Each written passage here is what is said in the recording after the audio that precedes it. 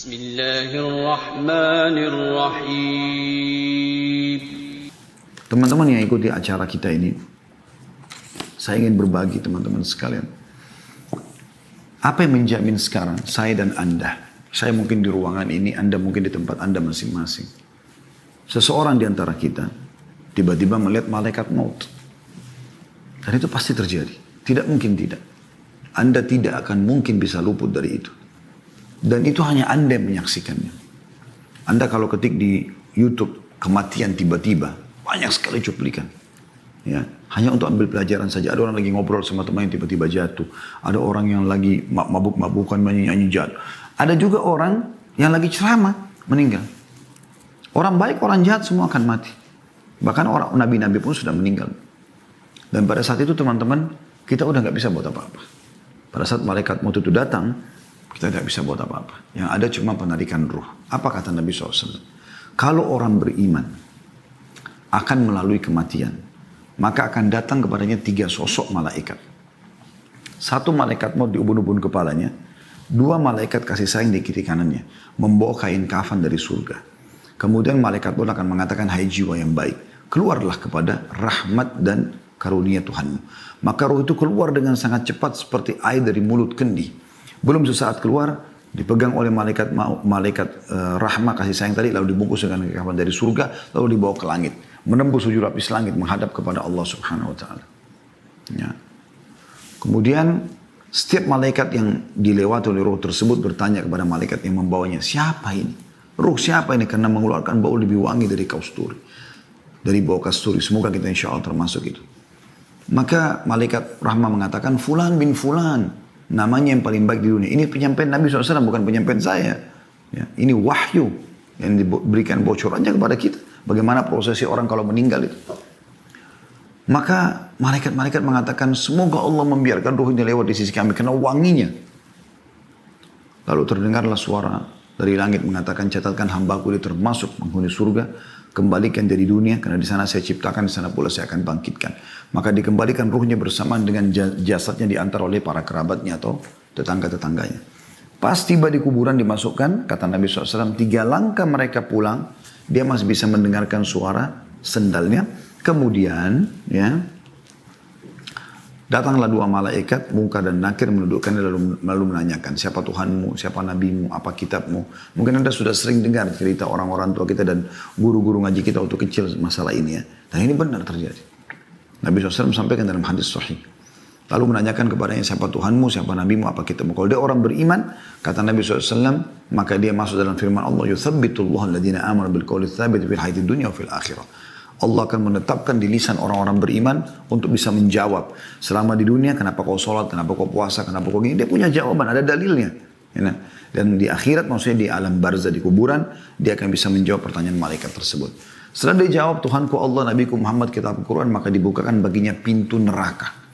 Api, panas, yang bau yang tidak sedap. Dia ketakutan, kata malaikat, lihat dari apa Allah selamatkan dirimu. Ditutup, dibuka pintu surga, terciumlah padanya wangi-wanginya. Dan dia kagum, malaikat mengatakan ini tempat kau sekarang. Maka dia pun berdoa kepada Allah mengatakan, kata Nabi SAW ini ya, kata Nabi Muhammad SAW, dia berdoa mengatakan, ya Allah cepatkan waktu karena aku ingin masuk ke dalam surgaku. Lalu kemudian datang di sebelahnya orang yang tampan, wangi, bersih. Dia kagum, maka orang itu mengatakan, saya adalah amal soleh yang akan menemani kau sampai hari kiamat. Lalu terdengar suara mengatakan, bentangkan kuburan hambaku ini seluas pandangan matanya. Mungkin kalau kita lihat orang yang masih hidup ini, kita lihat kuburan cuma yang lahat 1 kali 2 meter saja. Tapi ya, yang sebenarnya adalah lebih daripada itu. Orang beriman lebih luas dari pandangan matanya. Lalu dibukakan, hamparkan permadani dari surganya. Maka terciumlah baginya bau surga tersebut dan dia menikmatinya walaupun dia belum bisa masuk ya. Maka jadilah kuburannya taman dari taman surga. Semoga ya Allah kita termasuk ini semua. Kemudian sebaliknya kalau orang kafir meninggal dunia wa na'udzubillah, maka datang kepadanya 3 sosok malaikat. 1 malaikat mau diubun-ubun kepalanya, 2 malaikat penyiksa di kiri kanannya membawa kain kafan dari neraka. Kemudian malaikat maut dengan marah mengatakan, keluar hai jiwa yang busuk, keluarlah kepada kemurkaan Tuhanmu.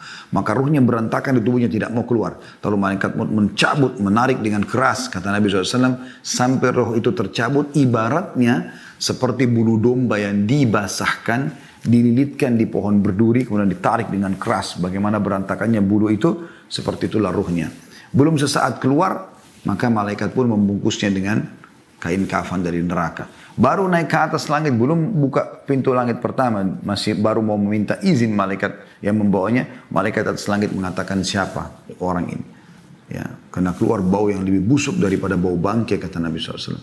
Maka berkatalah para malaikat di langit, semoga Allah tidak membuat lewat di sisi kami. Semoga Allah tidak membuat lewat di sisi kami. Kemudian setelah itu terdengar suara dari langit mengatakan, setelah orang malaikat yang membawanya mengatakan Fulan bin Fulan, namanya Fulan bin Fulan, malaikat yang di langit mengatakan semoga Allah tidak buat lewat di sisi kami. Dan ini disebutkan nama paling buruknya di dunia ya. Kemudian terdengar Allah berfirman subhanahu wa ta'ala, catatkan hambaku ini termasuk penghuni neraka, karena di sana dan kembalikan di dunia, di sana saya ciptakan, di sana pula saya bangkitkan. Lalu diantar ruhnya bersamaan jasadnya dimasukkan ke dalam liang lahat. 3 langkah pengantarnya pulang, dia masih bisa dengar suara sendal, setelah itu sudah tidak lagi. Lalu malaikat Munkar Nakir datang mendudukkan dia, lalu menanyakan siapa Tuhanmu, siapa nabimu, apa kitabmu. Walaupun teman-teman hafal mati jawabannya ini, maka dia akan masuk dalam hadits ini. Kata Nabi SAW, dia akan mengatakan, innama aqulu kama kana yaqulun nas.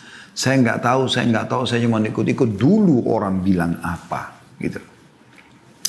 Nah, akhirnya setelah itu dibukakan baginya pintu surga. Dia lihat permadani, buahannya, pelayannya, indah sekali, baunya wangi. Lalu dia gembira, tapi kata malaikat, lihat dari apa kau haramkan dirimu. Harusnya kau bisa masuk sini, tapi kau sendiri yang buat ini. Ditutup, dibuka pintu neraka. Panasnya, bau busuknya, segala macam. Kata malaikat, ini tempat kau. Tidak bisa kau lari dari sini. Maka dia pun mengatakan, ya Allah jangan cepatkan waktu karena aku tidak ingin masuk ke nerakaku. Lalu datang di sebelahnya orang yang busuk tampangnya, menakutkan. Lalu kemudian dia mengatakan, siapa kamu ini? Kata orang tersebut, saya amal burukmu, dosamu yang akan menemani kau sampai hari kiamat. Wa na'udzubillah. Kemudian Allah utus, dalam penutup riwayat Bukhari disebutkan, Allah utus malaikat yang tidak punya penglihatan dan pendengaran yang membawa sebuah besi, yang kalau besi itu seluruh jin dan manusia bersatu untuk membalikkan, mereka tidak akan mampu. Lalu dihantamkan ke orang ini sehingga dia hancur, lalu diutuhkan kembali, dihantam lagi, begitu terus sampai hari kiamat. Riwayat yang lain menyebutkan maka kuburan ya, dinding kuburannya akan menjepit tubuhnya sampai tulang rusuknya seperti ini. Dan Nabi SAW menyatukan jari-jari beliau ya. Jadi sebagian ulama mengatakan dua riwayat ini bisa digabungkan antara dia dipukul sama diremukkan gitu kan. Begitu terus sampai hari kiamat, maka jadilah kuburannya lubang dari lubang neraka. Ada sebuah riwayat juga atau athar menyebutkan pada saat dia dipukul dia teriak dan semua makhluk Allah mendengarkan kecuali jin dan manusia. Dan kalau mereka mendengarkan mereka akan meninggal seketika. Saudaraku seiman, hal-hal seperti ini adalah hal imaniyah, masalah keimanan. Dan ini kalau Anda membuka hati Anda dengan keimanan, Anda bisa merenungi tentu hal-hal seperti ini. Kalau Anda hadir di pengajian kita ini bukan dengan keimanan, maka mungkin Anda tidak akan tersentuh dengan hal seperti ini. Syukurlah teman-teman sekalian kita dapat bocorannya seperti ini. Dan tidak ada ruginya Anda mengambil informasi ini. Tidak ada rugi sama sekali. Malah akan membuat kita menjadi orang lebih baik. Kenapa kita jadi lebih baik? Karena kalau kita tahu ada akhirat, ada hisab. Agama ini sebenarnya teman-teman menyuruh kita jadi orang baik kan gitu. Kita disuruh jujur, amanah, tanggung jawab, bakti sama orang tua, jenguk orang sakit, menyenangkan orang, apalah, berbuat baik, bersedekah dan seterusnya. Dan semua punya keutamaan-keutamaan yang akan kita bawa ke akhirat. Dan kita dilarang bohong, menipu, gunjing, fitnah, mukul, caci maki, apalah, mencuri, dilarang semuanya, mengganggu orang dan diancam dengan ancaman yang berat. Jadi sebenarnya Anda kalau menjadi orang yang agamis dan Anda faham masalah ini, Anda menjadi orang yang baik. Karena memang agama memandu kita untuk itu. Apalagi Anda hubungkan ini semua dengan akhirat, itu luar biasa. Kehidupan Anda akan sangat mudah ya Anda lalui tentunya.